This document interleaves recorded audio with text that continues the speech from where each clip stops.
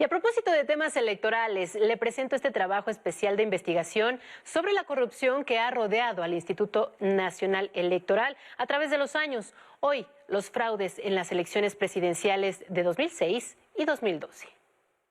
Alonso Lucambio, artículo 94 constitucional. Es profesor de la Facultad de Ciencias Políticas y Sociales. Los presidentes no deben de meterse.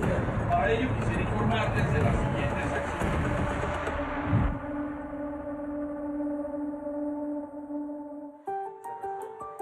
Dos de los hechos que han quedado marcados en la historia negra de la política en nuestro país y que puso en el ojo del huracán a los consejeros electorales fueron las elecciones de 2006 y 2012 por la presidencia de la República. La guerra sucia de Calderón fue la primera en el 2006, recordada por muchos ciudadanos como una de las más controversiales y llena de irregularidades. Todo con el aval de los consejeros designados por los partidos políticos y que en aquellos años tuvo a Luis Carlos Ugalde como presidente, quien permitió que esos comicios se vieran manchados de muy diferentes formas. El candidato del PAN, Felipe Calderón, sería declarado ganador de la elección por el mismo Luis Carlos Ugalde, tras días de incertidumbre y denuncias de corrupción, fraude e irregularidades, con una mínima diferencia de 0.56% sobre Andrés Manuel López Obrador. Por lo tanto, el candidato que obtuvo el mayor porcentaje de la votación presidencial es Felipe Calderón Hinojosa, del Partido Acción Nacional. Señoras y señores, la regla de oro de la democracia establece que gana el candidato que tenga más votos. Lo que no dijo Ugalde es que esos comicios estuvieron llenos de votos sucios, producto de múltiples irregularidades que, de haberse sancionado, habrían bastado para quitarle la presidencia a Calderón. Para esa elección, PAN y PRI impondrían a sus consejeros electorales y excluirían al PRD. Por el PRI estarían en el IFE Luisa Alejandra Latapí Renner, María Lourdes López Flores, Rodrigo Morales Manzanares, Arturo Sánchez, Virgilio Andrade Martínez y Luis Carlos Ugalde como presidente, impuesto por Elba Ester Gordillo. Por el PAN, Andrés Salvo Márquez, Marco Antonio Gómez Alcántar y María Teresa de Jesús González Luna Corbera, consejeros que nunca tomaron en cuenta todas las denuncias que hubo antes, durante y después de la elección, tales como triangulación de recursos públicos en favor de la campaña de Calderón, robo de urnas, alteración de las actas, sustitución de funcionarios de casilla, una guerra publicitaria sucia, la intervención de gobernadores sin pudor alguno, ni la fragante intervención del presidente Vicente Fox, quien confesaría haber utilizado alrededor de 600 millones de pesos del erario público para evitar que ganara Andrés Manuel López Obrador. Prueba de ello fue la llamada telefónica hecha pública, en la que Elba Ester Gordillo le dice al gobernador de Tamaulipas, Eugenio Hernández, con burla y cinismo, que se le había pasado la mano metiendo votos en las urnas a favor de Calderón. Y es que en esa elección Elba Ester Gordillo traicionó a su propio partido, el PRI, y movilizó toda la estructura del CENTE y su influencia política para que varios gobernadores del PRI operaran votos a favor de Calderón. Pero como era su jefa, Luis Carlos Ugalde no vio nada de eso. Y el remate de todas esas irregularidades fue el conteo del programa de resultados preliminares, donde los consejeros electorales con la venia del PAN culminaron el fraude electoral. Al cierre del PREP, se registraba que la participación ciudadana en la elección había sido del 59%, es decir, alrededor de 42 millones de votos, pero la suma de todos los votos, incluidos los nulos, arrojaba un total de 39 millones, es decir, se presentaba una situación de 3 millones de votos inciertos, más de 3 millones de votos que habían sido inyectados a ese sistema para favorecer a Felipe Calderón y así darle la victoria. Con la ayuda de Vicente Fox en el poder, Elba Ester Gordillo y un consejo electoral a modo y la orden directa de no dejar ganar a Andrés Manuel López Obrador, se cometió el fraude electoral más grande en la historia de nuestro país. Un fraude electoral avalado por los consejeros electorales designados por los partidos PRI y PAN.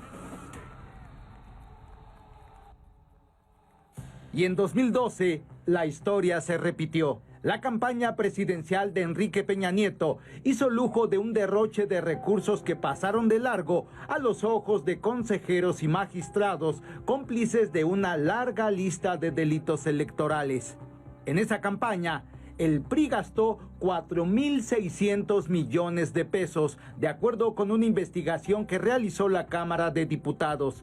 13 veces más que el tope de gastos permitidos por la ley electoral, que en 2012 fue de 336 millones de pesos. Esta es la historia y los personajes. El IFE, que organizó la elección federal de 2012, se repartió de la siguiente manera: 3 consejeros electorales a propuesta del PRI, 3 del PAN y 3 del PRD, quienes fueron elegidos por la Cámara de Diputados en diferentes etapas. El PRI propuso a Marco Antonio Baños, Francisco Javier Guerrero y Sergio García Ramírez. El PAN a Benito Nací Fernández, María Macarita Elizondo y Lorenzo Córdoba Vianello, actual consejero presidente del INE, que emprendió una campaña en defensa de la supuesta autonomía del organismo. Los 3 consejeros restantes fueron impulsados por el PRD: Alfredo Figueroa, María Marván Laborde y Leonardo Valdés Zurita, designado como consejero presidente. Días antes del 1 de julio, se presentaron una serie de quejas ante el INE por flagrantes irregularidades de la campaña de Peña Nieto. La más grave fue la compra a través de empresas fantasma de miles de monederos electrónicos a Banamex, Soriana y la firma Monex, entre otras instituciones bancarias y comerciales, para distribuirlos a los ciudadanos a cambio de su voto. En total, se repartieron 26 tipos de tarjetas que implicaron un gasto de 2.294.290.000 pesos. Para dimensionar la cifra, esto es 4.5 veces los recursos triangulados en el célebre Pemex Gate hacia la campaña del priista Francisco Labastida en la elección de 2000, uno de los mayores delitos electorales en la historia de México. Lorenzo Córdoba desestimó así el uso ilegal de recursos en el caso Monex. De que los hechos denunciados no hubo ninguna violación a la normatividad electoral. Creo que este es el primero de una serie de casos que evidencian, insisto, más allá del dicho público, que no hay una violación a la normatividad electoral por lo que hace al uso y destino de los recursos de los partidos políticos en este asunto. Por el caso Monex, el INE multó al PRI con apenas 78.9 millones de pesos. En otras palabras, violar la ley le resultó a Peña Nieto una ganga, pues mantuvo la presidencia de la República. En junio de 2012, el periódico inglés The Guardian reveló una alianza entre la empresa Televisa y Peña Nieto para dar un tratamiento favorable a su campaña y desacreditar al mismo tiempo al candidato de izquierda Andrés Manuel López Obrador. Pero los partidos políticos tenían prohibido adquirir tiempo en radio y televisión, y Peña fue tratado en campaña como un rockstar. En México tenemos con nosotros a un invitado especial, el candidato del Partido Revolucionario Institucional y del Partido Verde Ecologista de México a la presidencia de la República, Enrique Peña Nieto. Sea usted muy bienvenido, candidato. Muchas gracias. Y en el extranjero, un nuevo rostro para un viejo partido. Enrique Peña Nieto, el joven candidato del PRI a la presidencia de México. Los consejeros actuaron más como abogados de Peña que como autoridad electoral. En el caso de Televisa, donde no contamos con ningún indicio realmente que nos muestre que en los contenidos editoriales en los cuales se difundió esa información que se considera de interés público, ¿sí?